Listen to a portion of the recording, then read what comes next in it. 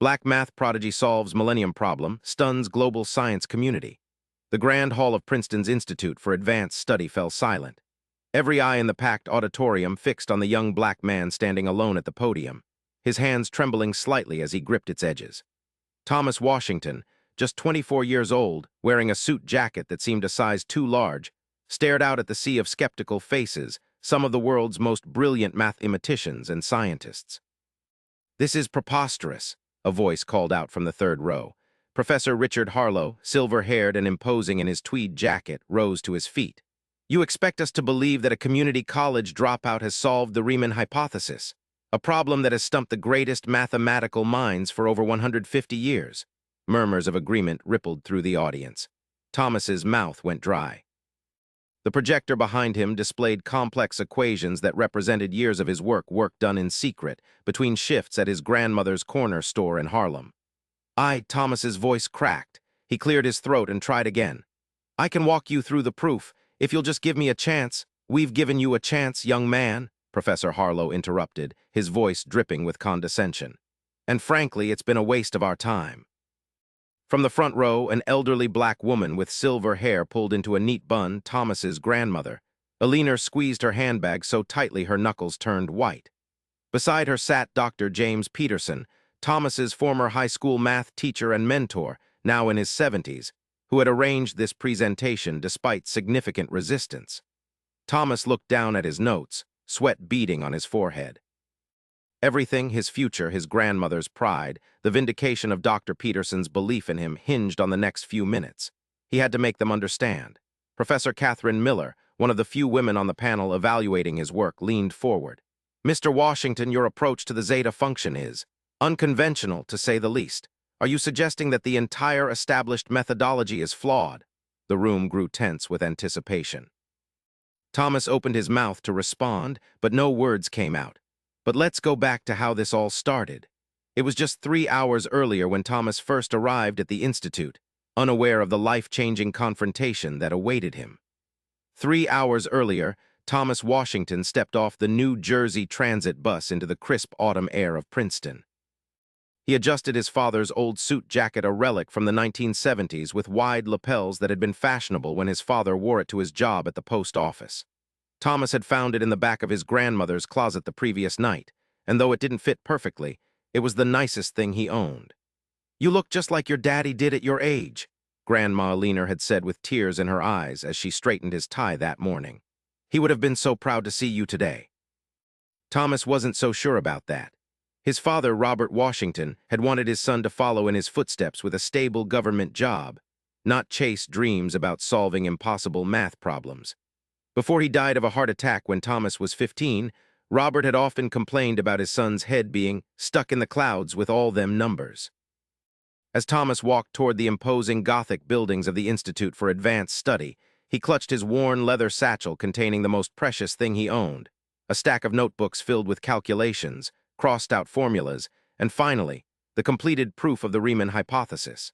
The same problem that had obsessed him since Dr. Peterson first mentioned it in an after-school math club meeting 9 years ago. "There you are," Dr. Peterson called out, waving from the entrance steps. Despite being in his 70s, James Peterson stood tall and dignified, his salt-and-pepper beard neatly trimmed, wearing a bow tie as he had every day during his 40-year teaching career at Harlem High School. "Sorry I'm late, Dr. P. The bus was delayed," Thomas said, shaking his mentor's hand. "No matter, we still have time." Dr. Peterson lowered his voice. "Now listen, Thomas, some of these folks already have their minds made up about you. Don't let that throw you. Your work speaks for itself." Thomas nodded, though his stomach churned with anxiety.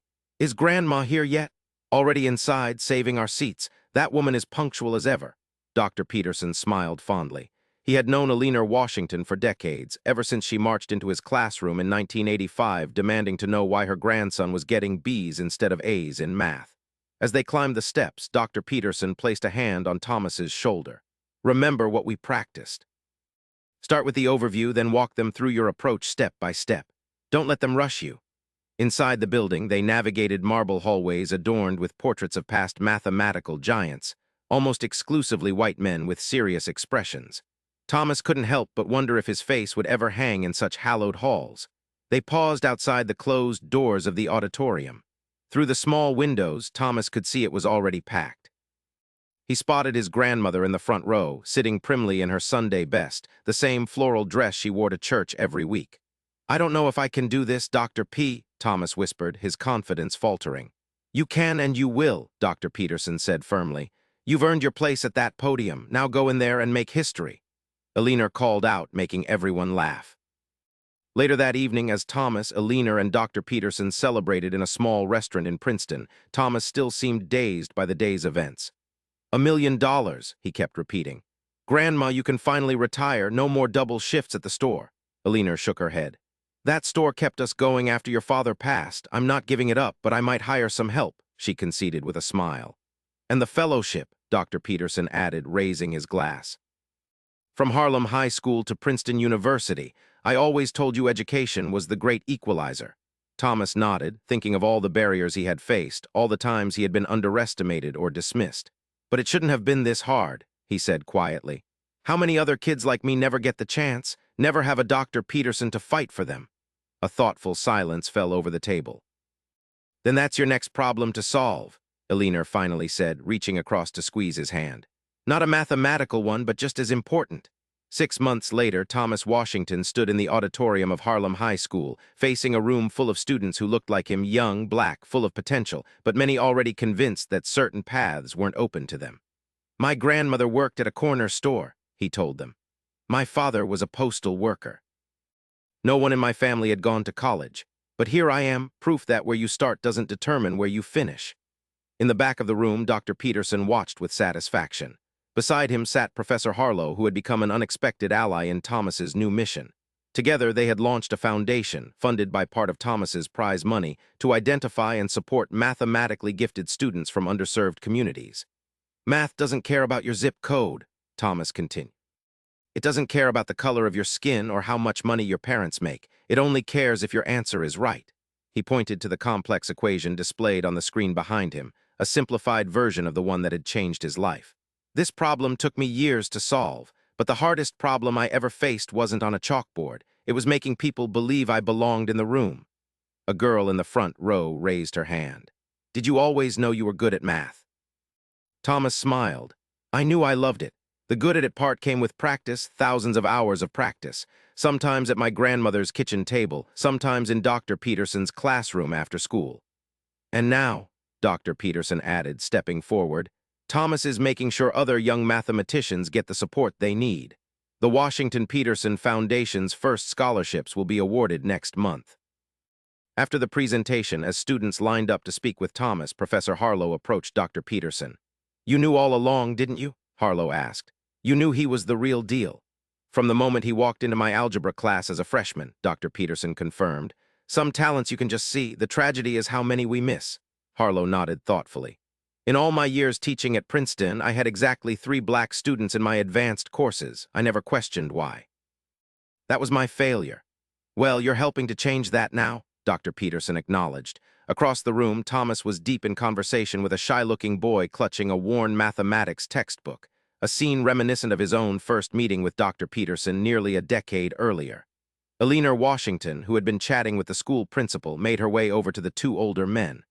"Look at my grandson," she said proudly. "From solving equations to solving bigger problems." "The Riemann hypothesis was just the beginning," Dr. Peterson agreed. "What Thomas does next might be even more important." 1 year later, Thomas stood at another podium, this time at the Clay Mathematics Institute's formal award ceremony. The $1 million prize was now officially his, and his proof of the Riemann hypothesis had been published to worldwide acclaim. In the audience sat his grandmother, elegant in a new dress, but still wearing the same determined expression that had carried their family through hard times. Beside her was Dr. Peterson, now officially the co-director of the Washington Peterson Foundation, which had already awarded scholarships to 20 promising young mathematicians from backgrounds similar to Thomas's. And there, in the row behind them, sat Professor Richard Harlow, who had become both a collaborator on Thomas's continuing research and a vocal advocate for diversity in mathematics. "The Riemann hypothesis has stood as one of mathematics' greatest challenges for over 150 years, Thomas began his acceptance speech. "But as I worked on it, I came to understand that the truly difficult problems aren't found in textbooks. They're found in the barriers we create, barriers that keep too many brilliant minds from reaching their potential. He looked out at the crowd, at the faces of the mathematical establishment who had once dismissed him and now celebrated him. A young man from Harlem solving a millennium problem should not be remarkable. It should be expected, because talent is everywhere, even if opportunity is not. As applause filled the hall, Thomas thought about the journey that had brought him here. From the kitchen table where his grandmother had encouraged his early fascination with numbers, to Dr. Peterson's classroom where he had first encountered the great unsolved problems of mathematics, to that fateful day at Princeton when he had stood his ground against those who doubted him. The equations that had consumed him for years were important, yes, but the true value of his work, he now understood, lay not just in advancing mathematical knowledge, but in opening doors for others to follow. As he concluded his speech, Thomas locked eyes with his grandmother, whose unwavering belief had sustained him through his darkest moments of doubt. "The solution to the Riemann hypothesis took me years to discover," he said, "but the most important formula I've ever learned is much simpler. Hard work multiplied by opportunity plus the belief of even one person who sees your potential equals possibility." Eleanor Washington nodded, tears shining in her eyes. She knew, as did Thomas, that while he had solved one of mathematics' greatest mysteries, their work together was far from finished. There were more equations to balance, equations of justice, of access, of opportunity. And Thomas Washington, once an underestimated boy from Harlem, now stood ready to solve them one step at a time. Thank you for listening. If this story touched you, please subscribe and share your thoughts in the comments.